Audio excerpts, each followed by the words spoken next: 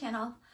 So today I will just be talking about how I grew my clientele, specifically in a city where I didn't know anyone, and then I'll also touch base on how I grew another one of my businesses digitally. Started, like, comment, and subscribe. But I also just want to know, if my hair looks crazy, it's because I am trying not to put heat in my hair for the rest of the year, so you get what you get. I am a travel consultant and own a full-service travel agency called Travel Now. We're pretty popular and known for our low flights from Des Moines, but I also have a pretty good Dallas base. So when I moved to Dallas, I didn't know anyone. I had an aunt and uncle that lived in Fort Worth, and then my best friend's older sister lived like an hour up from me, and then I had Tim Derrick, but I was mostly by myself. So this actually happened by accident. So one day I was just out running errands and I decided to go into a bank instead of going through the drive-thru because the line was just way too long. And then of course I couldn't find my license and all I had was my passport. So I go in and I give the teller my passport, and it was just a younger girl, not a younger girl, but a younger girl. She was like, "Is it hard to get your passport?" And I was like, "No, not at all. It takes a while, but it's not difficult." And she was like, "I really want to go on vacation." And I'm like, "Well, I'm a travel agent, so I can help you." So I ended up giving her my phone number, not thinking too much about it. But then a couple weeks later, she actually texted me and she was like, "Can you help me get my passport? Because it's just a lot to take in." I'm like, "Yeah, of course." So I was just giving her advice and tips on how to do it, and we just left it at that.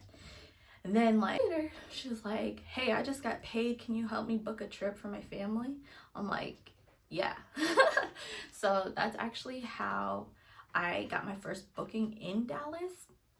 And then actually from there, she referred her cousin to me and my friend and her friend, so just based off referrals. And then after that, I was like, is it that easy?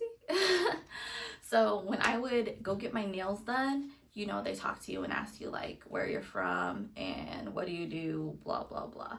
It's crazy because everyone who lives in Dallas isn't from Dallas. They migrated there somehow. I got my nails done by this guy, and he was from Portland.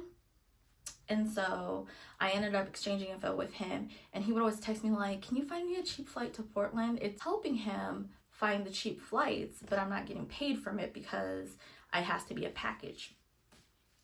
So I'm like helping him, and then a part of me was like, I need to just stop helping him because I need to get paid. But then sister ended up reaching out to me for a huge trip to Asia. I ended up getting like a big check from that trip. So it was kind of like if I had booked a small trip for him all those times, it would have equaled up to that one big trip. I started building my clientele. I would just use my passport, or I would just talk about if traveling came up, I would just offer it like, "Hey, you know, I'm a travel agent."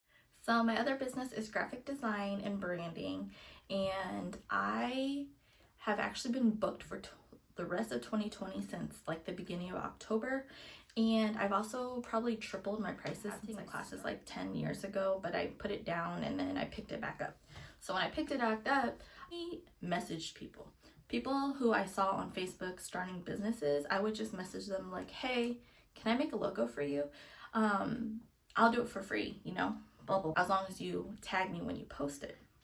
So that's how I really got popular, is people posting me on Facebook and tagging me. And so then I started getting inquiries and more. And I also posted an ad on Craigslist for free to do a logo. I got so many messages, and I did like 5 from Craigslist. And then one of them was like, "Hey, I do coupons on the back of receipts. Like, do you want to work for me? Like, do you want to freelance?" And I'm like, "Yeah." Like, putting coupons on the back of receipts, and like, why wouldn't I do that? So I was actually getting paid extra income on top of my graphic design from freelancing for this. I'm busy with both of my businesses. So just some quick takeaways. Like I said, wear your business, whatever it is. If you detail cars, make sure your car is always crispy clean. If you do hair, keep your hair done. If you do apparel, wear your apparel. You're gonna get a compliment, you know, and then just be like, "It's from my boutique, shop with me." advice or questions or something simple that's like a no-brainer for you but difficult for them, then you should exchange information with them. And I always say it's better to have one customer 100 times than 100 customers one time. Well, thank you for watching. Like, comment, subscribe, and let me know what kind of business tips you need.